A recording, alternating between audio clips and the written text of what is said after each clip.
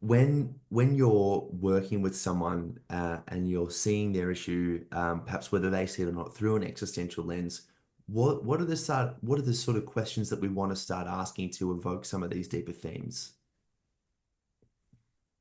Um, well, just the same as with other forms of therapy, I just always start by inviting the person to tell me what it is that brings them to my consulting room and what it is they need help with, what it is they feel caught up in, and how can they explain to me how that has come about and give me a bit of perspective on their lives. So we just start with a very wide range of um, looking at an overview, really, of where they're coming from. And I will usually also ask them a little bit about where they are situated now, where they are coming from, and where they are going. So I inject some ideas about progression and time and how things are generated from certain things happening to them, and how now it's in their hands to think about how they want to remold that or redefine that or understand that in a new way or put it in a wider perspective. And then from there, we start to look at the more fine-grained things. They'll come with specifics, this is what's happening, and I don't understand why this is happening and why I always do this or why this always happened to me. So then we go into, opening it up and pulling it apart and unraveling what has been woven in their lives, unraveling it so that they get back to a situation where they can start reweaving their lives. So it is a very painstaking process. It is a slow process. I'm not into shortcuts or quick remedies or anything like that, but it's always extremely satisfying, and people always get the hang of it very quickly because it's a natural thing to be doing.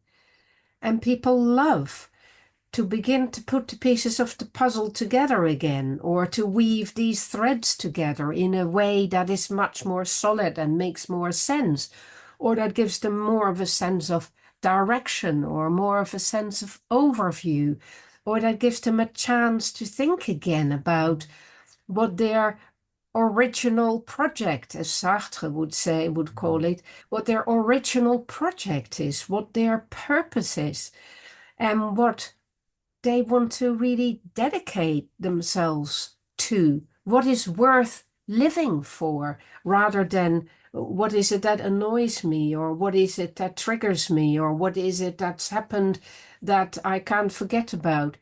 It becomes a much bigger search for what they had lost, what they had never found yet, what they had not even realized was important to them. But now that they know that it is important, they are very eager to understand better all the time and to just keep adding understanding and information, and realize that they can make sense of it for themselves. They don't need me to interpret it.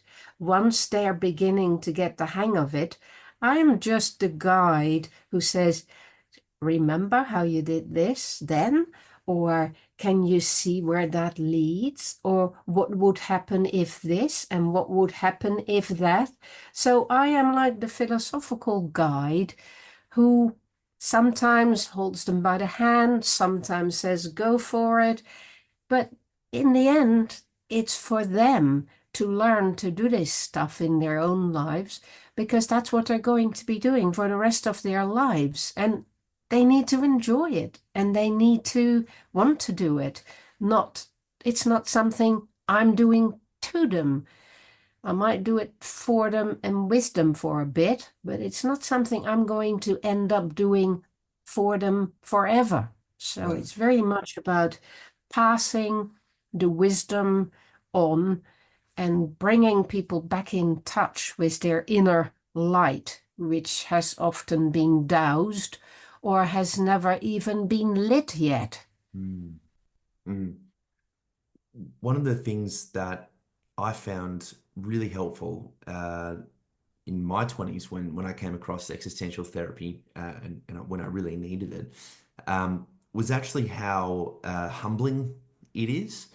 You know, when we confront these givens, as Yalom would say, it it doesn't make you feel that like it sort of takes you away from this idea that life is meant to be joyous and we're meant to have a happy life, right? But there's a grounding that occurs, I think, when we really are able to confront our condition.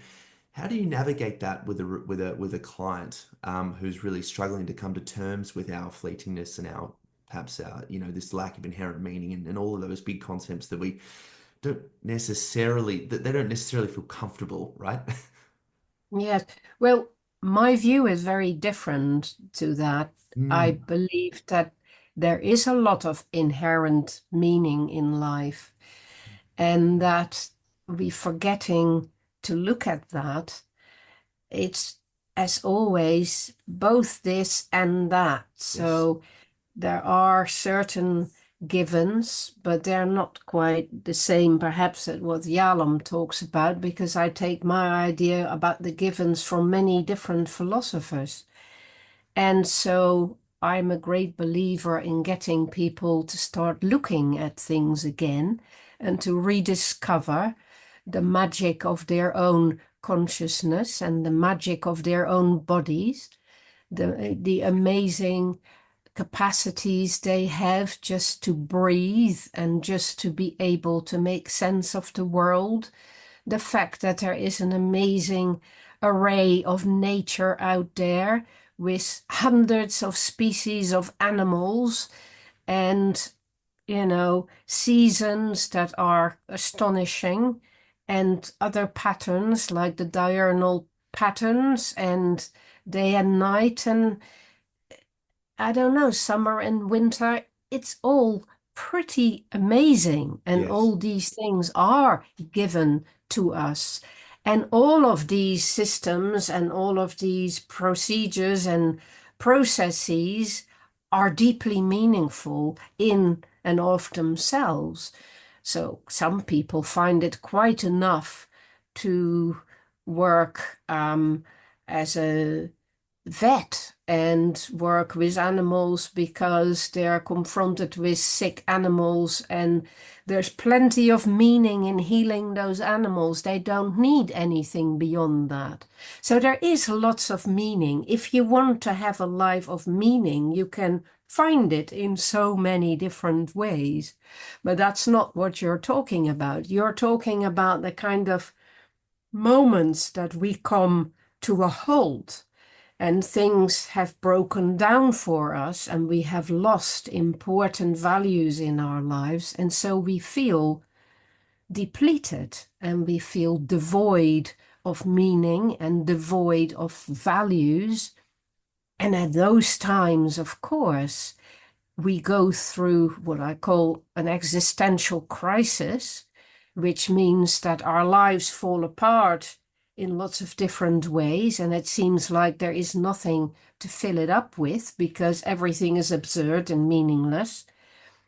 But actually, at those moments, the person is in the vacuum, which you can also call nothingness, but you can also call freedom.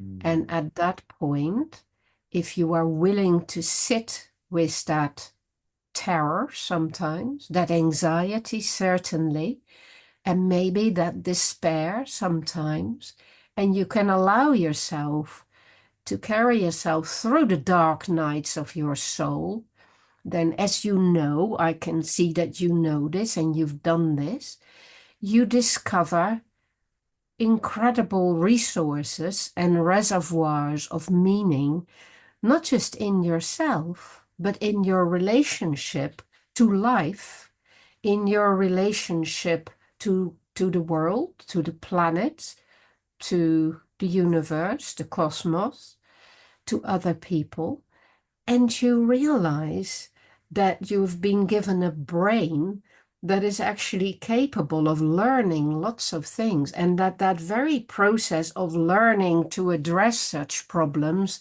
and such meaninglessness is an intensely meaningful and meaning-giving process, and that to reach out to other people who are in that same situation is always an intensely meaning creating process as well. And that there are lots of other ways in which meaning can be generated.